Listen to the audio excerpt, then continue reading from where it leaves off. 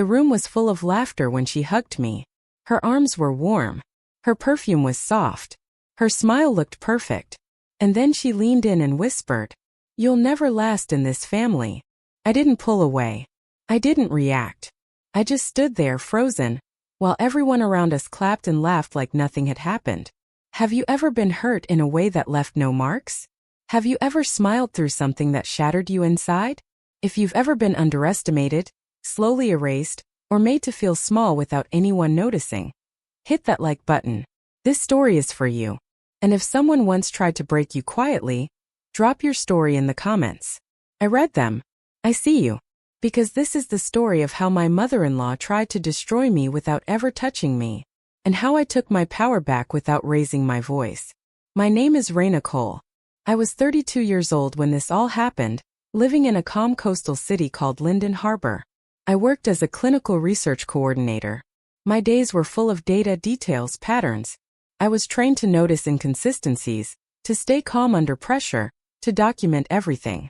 I've always been quiet. Not weak, just observant.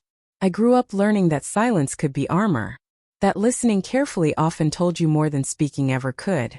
When I married Ethan, I thought the hardest part would be blending two lives together. I never imagined the real challenge would be surviving someone who smiled while slowly trying to erase me. Her name was Marian Cole. To everyone else, she was warmth itself. Elegant. Polished. The kind of woman neighbors trusted instantly. She baked for church events. She remembered birthdays. She spoke softly and laughed easily. People called her a wonderful mother. But from the very first moment we met, I felt something cold beneath her kindness. She didn't insult me openly. She didn't shout or accuse. She simply positioned herself between me and everything that mattered. Quietly, patiently, and with a smile. It began with small things that were easy to dismiss. She would invite Ethan to family lunches and forget to mention them to me. When I found out later, she'd gasp and say, "Oh goodness, I thought you were working." She spoke for me constantly. If someone asked me a question, she answered before I could open my mouth. Raina doesn't like that. Raina wouldn't understand. Raina prefers to stay out of things. Each time a piece of my voice disappeared. When I tried to talk to Ethan about it, he brushed it off. "She's just protective," he said. "She doesn't mean anything by it." I started doubting myself. Was I imagining it? Was I too sensitive? That's how quiet manipulation works. It makes you question your own reality. Soon it wasn't just social things. She began rewriting my story. She told relatives I was emotionally fragile. She hinted that I struggled at work. She laughed softly and said, "Raina needs a lot of reassurance." People began treating me differently. Carefully. Politely. Distantly. I noticed conversations stopping when I entered a room. I noticed sympathy in their eyes. I felt myself shrinking. And she watched it happen with calm satisfaction. The breaking point came at a family gathering that was supposed to celebrate our 3rd wedding anniversary. I walked into the living room and heard my name. "She worries me," Marianne was saying. "I'm afraid Ethan doesn't see how unstable things have become." The room went silent when I stepped in. No one defended me. No one questioned her. I realized something then. This wasn't accidental. This was a campaign. And if I didn't protect myself, I would lose everything. That I didn't confront her. I didn't cry. I didn't explain myself. I started documenting. I saved messages she sent where her tone changed depending on the audience. I recorded dates, times, and exact words. I noticed how her stories contradicted themselves. How she exaggerated. How she planted doubt subtly, never directly. I spoke less, but I listened more than ever. And slowly, the pattern became undeniable. The truth came out at a family meeting. She requested herself. She thought she was in control. When she spoke about my emotional instability, I calmly opened my folder. Printed messages. Screenshots. Dates. Contradictions. I didn't accuse her. I just asked questions. Can you explain this? And this? And why these statements don't match? Her smile cracked for the first time. The room shifted. She didn't scream. She didn't collapse. She simply lost something she never thought she would: credibility. People stopped repeating her words. They started questioning her stories. Her influence faded quietly. Just like she tried to make me fade, that I didn't win by destroying her. I won by reclaiming myself. I set boundaries. I chose distance. I chose peace. My life grew calmer, clearer, lighter. And for the first time in years, I could breathe. If you've ever been erased quietly, if someone tried to control you with smiles and whispers, this story is for you. You don't need to shout to be powerful. You don't need revenge that's loud to be effective. Sometimes the strongest revenge is clarity, distance, and self-respect. Share your story in the comments. Like, subscribe, and stay with Revenge with Raina for more stories of quiet power, justice, and starting over, on your own terms. After that meeting, nothing exploded. There were no dramatic exits. No shouting. And somehow that silence was louder than anything I could have said. People began watching Marianne instead of listening to her. They noticed how often her stories changed. How often she spoke for others. How often she framed concern as kindness. I didn't need to say another word. At home, things shifted too. Ethan grew quieter, thoughtful. He didn't defend her anymore, but he didn't confront her either. I could see the conflict in him. Years of conditioning don't break overnight. One evening he finally asked, "Why didn't you tell me how bad it was?" I answered honestly, "Because every time I tried, I was told I was imagining it." That sentence changed something between us. I stopped attending every family event. I didn't announce it. I didn't explain myself. I simply chose peace. Marianne noticed. She started calling more, leaving concerned voicemails, sending messages that sounded loving but felt invasive. "I miss you. I worry about you. I hope you're not pulling away." I didn't respond. That was the moment she realized she had lost control. When manipulation fails, manipulators panic. She began rewriting the story again, this time painting herself as the victim. She told relatives I was cold, that I had changed, that I was turning Ethan against her. But something was different now. People didn't rush to comfort her. They listened. They waited. They asked questions. And she didn't like that. One afternoon, I ran into her at a local cafe. She looked smaller somehow, less polished. The confidence that once filled every room had thinned. She sat across from me without asking. "I don't understand why you're doing this," she said softly. I met her eyes. Calm. Grounded. No anger left. "I'm not doing anything," I said. "I'm just not participating anymore." That scared her more than confrontation ever could. Because you can't fight silence. You can't argue with boundaries. You can't manipulate someone who no longer needs your approval. Weeks passed. Then months. Life began to feel lighter. I focused on my work. I took a leadership role in a new research project. Colleagues began trusting my voice again. I spoke when it mattered, and when I did, people listened. At home, Ethan and I started therapy. Not to fix blame, but to understand patterns. Generational ones. Silent ones. Healing isn't loud either. Eventually, Marianne stopped calling. Not because she changed, but because she no longer had access. That was the real consequence. She didn't lose her house. She didn't lose her money. She lost influence. And for someone like her, that was everything. Today, my life is quieter but fuller. I wake up without tension in my chest. I speak without rehearsing. I trust myself again. I learned that not every battle needs witnesses. Not every victory needs applause. Sometimes the strongest revenge is walking away with your dignity intact. If you're listening to this and you've ever been slowly erased, if someone tried to control you with kindness that felt like a cage, this is your reminder. You are not weak for staying calm. You are not dramatic for noticing patterns. And you are not wrong for choosing peace. If this story spoke to you, share your experience in the comments. Your voice matters here. Like and subscribe to Revenge with Raina for more stories of quiet power, emotional justice, and rebuilding life on your own terms. And remember, silence, when chosen intentionally, can be the loudest victory of all. I didn't realize how much of myself I had been holding back until the space around me finally became quiet. When someone has been controlling the narrative for so long, silence feels unfamiliar at first. Almost dangerous. I kept expecting the tension to return. The subtle digs, the sweet warnings wrapped in concern. But days passed, then weeks, and nothing happened. That's when I understood something important. Peace feels uncomfortable when you've been trained to live in survival mode. Marianne didn't disappear completely. People like her never do. She adapted. She began showing up in indirect ways. Comments passed through relatives. Questions that weren't really questions. Is Raina doing okay? She seems distant lately. I hope she's taking care of herself. The words sounded harmless, loving even, but I had learned how to listen between the lines. I didn't react. I didn't correct anyone. I didn't defend myself. I let time do the work. And time, I learned, is ruthless with liars. The more she tried to hint and suggest, the more people noticed the pattern. The same concern, the same tone, the same implication. Always just enough to plant doubt, but never enough to prove anything. Except now, people remembered. They remembered the folder. They remembered the contradictions.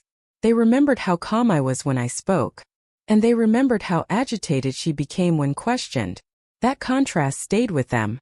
One evening, Ethan came home later than usual.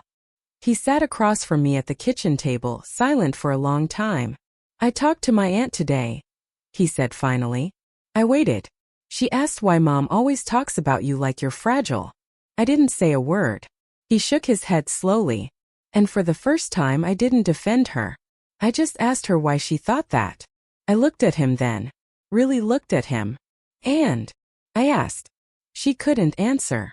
That was when I knew the story was changing. Not because I forced it, but because the truth doesn't need pressure. It just needs room. As months passed, the family dynamic shifted in small, quiet ways. Decisions were no longer run through Marianne first.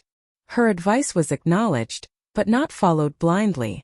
Invitations became group decisions instead of personal summons. She still smiled, still played the role, but the authority behind it was gone. I noticed it most at a holiday dinner. We were all sitting around the table when someone asked about a plan for next year. Without thinking, they turned to me. "What do you think, Raina?" Marianne froze for half a second. It was subtle, almost invisible, but I saw it. I answered calmly, confidently, without apology, and no one interrupted me. That moment meant more than any confrontation ever could. Later that night, as we were leaving, Marianne pulled me aside. Her voice was low, careful. "You've changed," she said. "Yes," I replied. "I have." She waited for more. I didn't give it to her. Because the truth was, I hadn't changed at all. I had just stopped shrinking. The real transformation happened inside me. I stopped explaining my boundaries, stopped over-justifying my choices, stopped believing that being kind meant being available. I learned that empathy without limits becomes self-erasure, and I was done erasing myself. My career flourished in ways I hadn't expected. With my confidence restored, I spoke up more in meetings. I proposed ideas I'd once kept to myself. People noticed. Not because I became louder, but because I became clearer. Clarity is magnetic. I was offered a new role. More responsibility. More autonomy. It felt like stepping into a version of myself I'd always been preparing for, but never allowed to exist. At home, Ethan and I grew closer, not because everything was perfect, but because honesty finally had space to breathe. He acknowledged the ways he'd minimized my experiences. I acknowledged the ways I'd gone silent to keep peace. Real peace, we learned, doesn't come from avoidance. It comes from alignment. Marianne, on the other hand, grew quieter. Not calmer. Quieter. Her calls became less frequent. Her messages shorter. Eventually, they stopped altogether. The silence from her felt different than mine. It was empty. Mine was full. One afternoon, nearly a year later, I saw her again at a community event. She looked older somehow. Still polished but tired. She nodded politely. I nodded back. Nothing more. And that was enough. I walked away feeling something I never expected to feel. Relief. Not triumph. Not satisfaction. Freedom. If you're listening to this and waiting for the perfect moment to speak, to defend yourself, to prove your worth, let me tell you something I learned the hard way. You don't owe clarity to people who benefit from your confusion. Sometimes the most powerful thing you can do is step out of the story they're telling about you and let it collapse without you. If this story resonates with you, if you've ever been controlled through kindness, diminished through concern, or silenced through smiles, share your experience in the comments. Your story deserves space. And if you want more stories about quiet power, emotional justice, and reclaiming yourself without burning everything down, stay with Revenge with Raina. Because not all victories are loud. Some of them are peaceful. And those are the ones that last. I used to think closure was something another person gave you. An apology, an admission, a moment where they finally understood the damage they caused. But that's not how it works. Closure is something you decide to stop chasing. After that community event, Marian faded further into the background of my life. Not completely gone, just no longer central. And that shift taught me something powerful. When someone loses access to you, they often lose their grip on reality too. She tried once more. Came through Ethan. He came home one night looking conflicted, that familiar tension in his shoulders. I recognized it immediately. The old pull. The guilt. She wants to meet, he said. Just the three of us. She says she wants to clear the air. I felt my chest tighten. Not with fear but with clarity.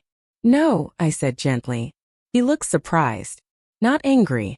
Just surprised. I'm not ready, I continued. And I may never be. That's not punishment. That's protection. He nodded slowly. I understand.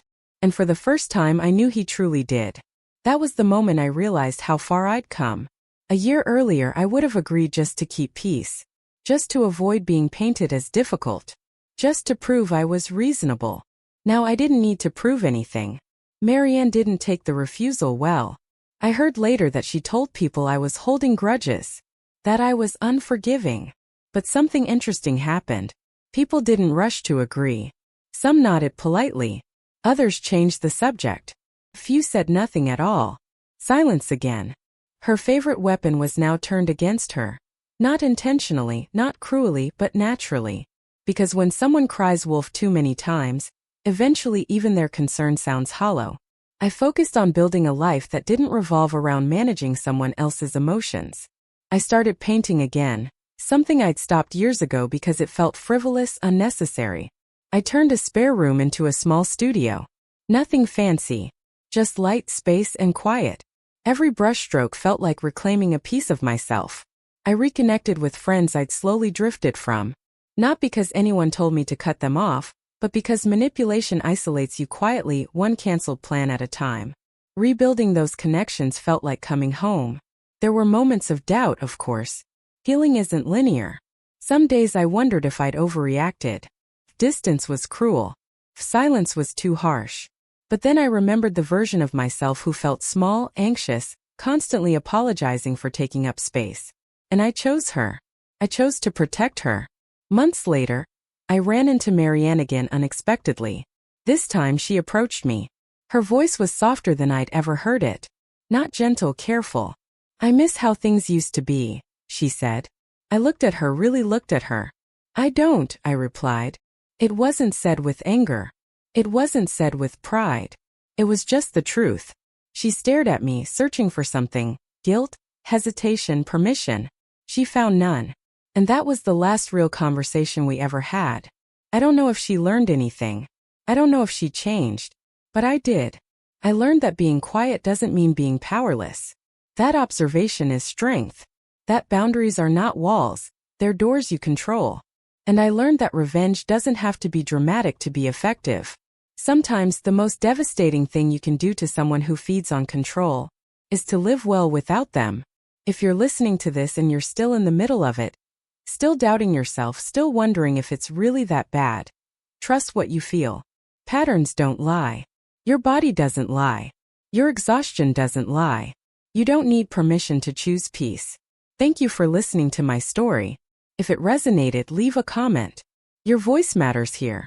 Like and subscribe to Revenge with Raina for more stories about quiet power, emotional survival, and rebuilding life on your own terms. And remember, not all revenge looks like fire. Sometimes it looks like freedom.